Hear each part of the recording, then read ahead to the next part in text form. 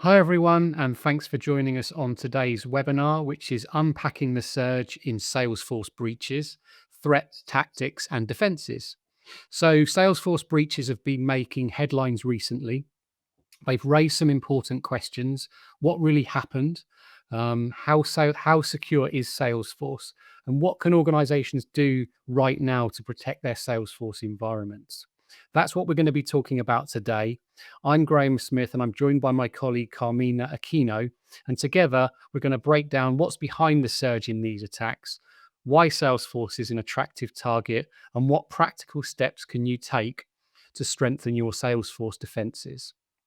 So, Carmine, let's get straight into it. Let's start perhaps with the bad news. What's actually happened with these recent Salesforce attacks, please? So, a group tracked as UNC 6040, they posed as IT personnel and they started calling employees from targeted organizations. Then they guided those users into authorizing a connected app they controlled, like Data Loader. The users were then asked to visit Salesforce verification page and enter a short code. It's like pairing a smart TV by typing a code on a website. It's that simple and convenient. And once the users clicked allow, the connected app pulled Salesforce's token endpoint and received valid OAuth tokens with API access and refresh capability. And from there, the attackers were able to query and export data from the user Salesforce instance using the APIs. Yeah, that's a really detailed description. And so, just to break it down a bit more, what we're talking about here is vishing, correct? You had a criminal group impersonating customer service and saying, "Hey, can you guys make some changes to your Salesforce environment?" That's really what we're looking at here. It's a highly organized attack. Mm-hmm. Correct. And so, Salesforce has been around for years, and it's really, in all the time I've been working in the ecosystem, very rare that there's been publicly reported cyber attacks where Salesforce has been particularly targeted. So, does this mean that Salesforce is now insecure, or what's your point of view, Carmina? Well, in these incidents, there were no exploits against the Salesforce platform. What happened was that the attackers took advantage of human trust and the way OAuth approvals work. So the weakness wasn't really in Salesforce core security, it was in how the attackers tricked people into giving them the keys. Yeah, I think that's clear in terms of it's the users that where the perhaps the weakness is and where the attackers have exploited, and that remains the customer's responsibility. So yeah, really interesting points there. I think that's useful for Salesforce customers to be aware of that. And so, why is Salesforce a lucrative target? Of course, it's not just a CRM nowadays. It's a platform that can run customer service and a myriad of business processes. So, why is it a lucrative target? Definitely, you're correct. So Salesforce is such a lucrative target because it's where high value customer and sales pipeline data live. It's the kind of information the attackers can easily monetize. And on top of that, Salesforce is built to be API driven, which is great for business automation, but also attractive to attackers. Because once they have those valid tokens, they can use those APIs to export data at scale, and the payoff is huge. I mean, these type of sensitive business data has extortion value of its own, even without ever deploying ransomware. Yeah, that's super clear. Data has got a currency today. That's really evident. And so, once they're in, how can attackers abuse Salesforce, please? Well, the most obvious is the large scale data theft. They can use APIs to export records quickly and at scale. Another could be to look for credentials or secrets that might be stored in Salesforce, which can help them pivot to other systems.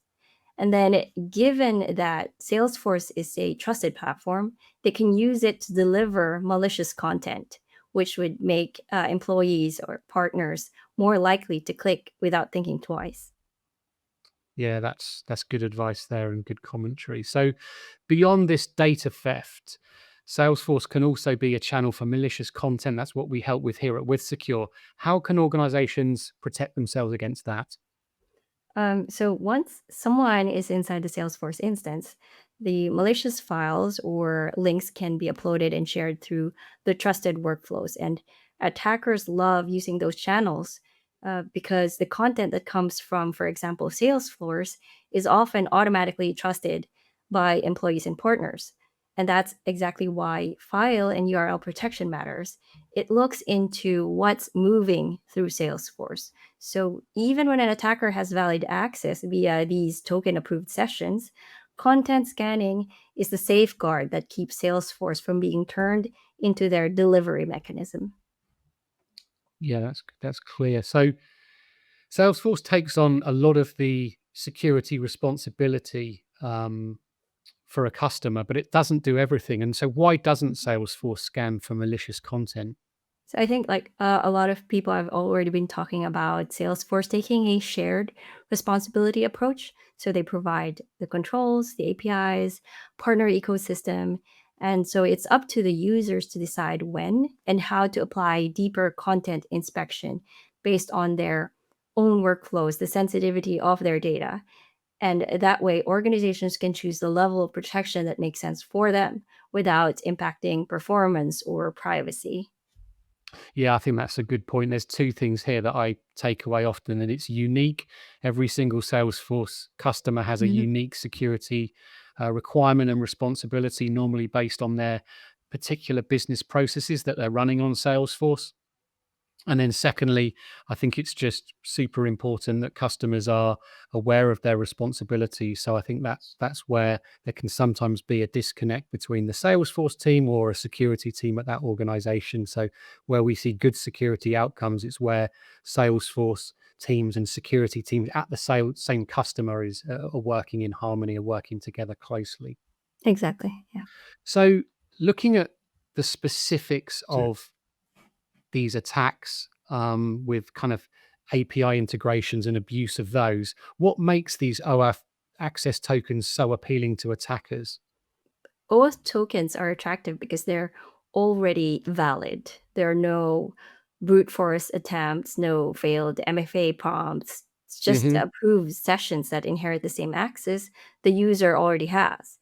And in many cases, the refreshed tokens are long lived, which means an attacker can keep using them for extended periods. So when those tokens are used, the activities may just look like they're coming from normal automation. Yeah, that's clear. And so we've seen some recent changes that Salesforce has made to its security posture as a result of these recent attacks. Could you summarize what those changes are for people? Yeah, so Salesforce responded to these incidents by rolling out two important changes. First, they're restricting the approval of uninstalled connected apps. In the past, a user could authorize an app even if it hadn't been installed in their org. But now, going forward, users will need a new permission called Approve Uninstalled Connected Apps. And without it, the app can't be approved. So that gives the admins much tighter controls over which apps are allowed in their org. And secondly, Salesforce has removed support for the OAuth device flow in the data loader app. That's the same type of authentication flow that the threat actors abused when they used the data loader in the attacks. So by taking away that option from data loader, Salesforce is actually closing off that specific attack path. And so Salesforce is doing more, they're stepping up. What other tips and advice would you give to Salesforce customers relating to security right now? Well, so on top of the changes that Salesforce will be rolling out, so the first would be review your connected apps, make sure only trusted apps are installed, and remove anything you don't use. Second, tighten the permissions to least privilege. That applies to both regular user accounts and to accounts you've set up for integrations. Only give them the access they need and restrict scopes wherever possible. It can also be strengthened by adding IP restrictions so that connections can only come from your corporate network or other trusted ranges. That will block the Tor and VPN traffic that these threat actors have been known to use. And third, turn on monitoring for anomalous activity so that even simple checks for new connected app approvals, unusual API usage, or odd spikes in exports can help highlight risky or suspicious behavior. So doing those things would make you be in a much stronger position.